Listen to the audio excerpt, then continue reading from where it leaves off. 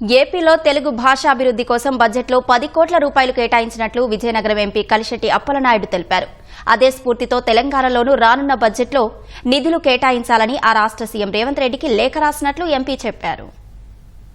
తెలుగు అభివృద్ధి కోసం, తెలుగు సంక్షేమం కోసం, తెలుగు భాష అభివృద్ధి కోసం మొన్న బడ్జెట్ కేటాయింపులో 10 కోట్ల రూపాయలు కేటాయించడం జరిగింది.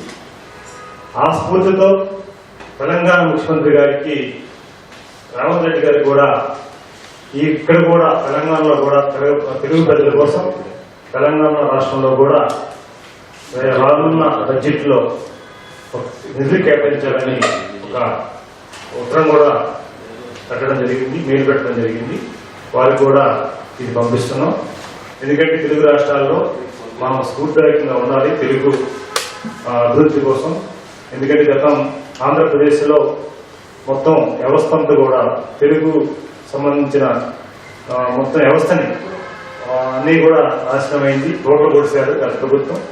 ఈ ప్రభుత్వం స్పందించి ముఖ్యమంత్రి గారు తెలుగు భాష కోసం, తెలుగు ఎందుకంటే తల్లిదండ్రులకి ఆ తల్లి భాషని పరిరక్షణ చేసుకోవడం కోసం వారు తీసుకున్న చర్యల్ని సమర్థిస్తూ వారి స్ఫూర్తిని తీసుకొని తెలంగాణ ముఖ్యమంత్రి గారు కూడా తెలుగు కోసం బడ్జెట్లో కేటాయింపు చేయాలని వారికి తెలియజేసుకుంటున్నాం.